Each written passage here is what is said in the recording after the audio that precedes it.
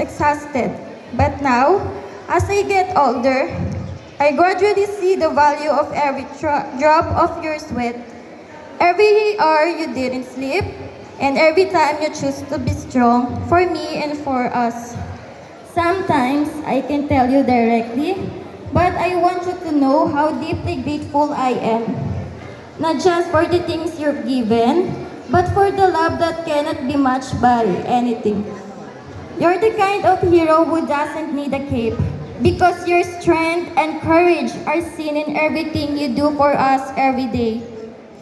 Thank you, Papa, not just for being a provider, but for being the pillar of our home. In every decision you make, every sacrifices, every endurance, I see the true meaning of being a father. And today, I want to convey to you that your lessons, your examples, I carry them with me in every step.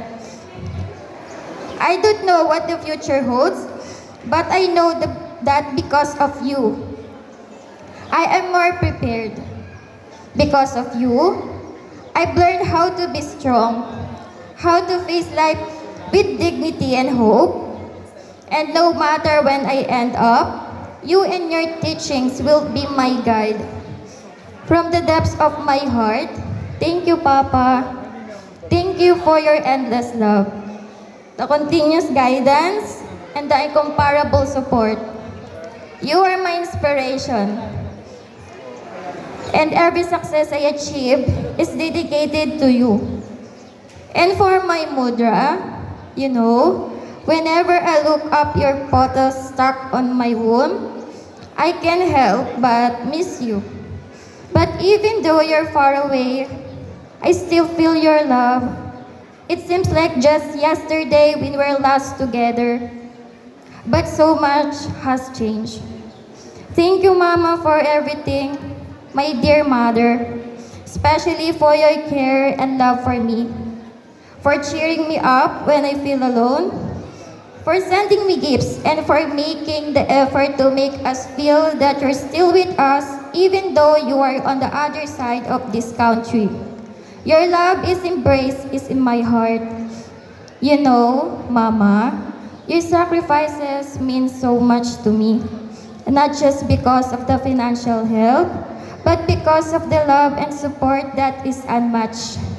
You are the reason why I strive in my studies, why I fight every challenges, and why I continue to my dream.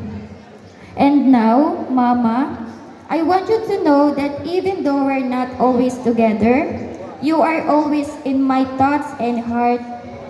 Every passing day, every achievement I attain is dedicated to you because you are my inspiration, my strength, and also my hero.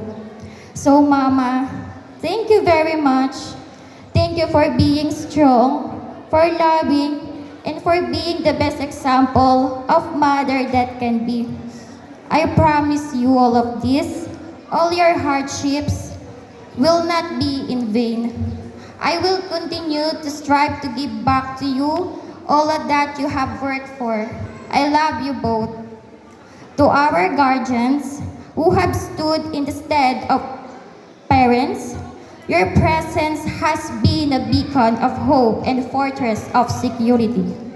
In moments of uncertainty, your guidance has been the compass that steered in back our destined course.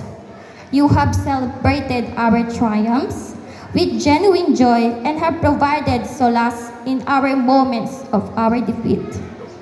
And to my fellow completers, we started as seeds carried by the wind to this land of education. Here, we have sprouted, grown, and now we will bear fruit. Our parents, our soil, water, and sun that gave us life. Let us not forget their tireless nurturing. We promise you that this success is just the beginning. We will continue to carry your lessons and examples on our journey. To our teachers of Atlubola National High School, As a grade 10 completers, we extend our deepest gratitude to you, our second parents, for guiding us through our educational journey.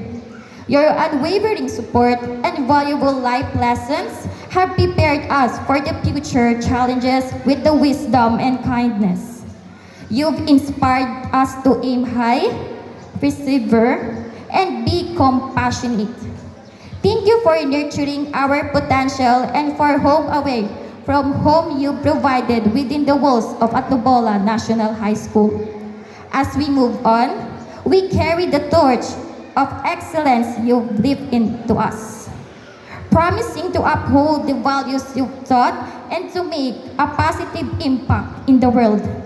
With a heartfelt appreciation, this certificate is not just a symbol of our effort, but also of your unwavering love and belief in us. From the depths of our hearts, thank you very much, our dear parents.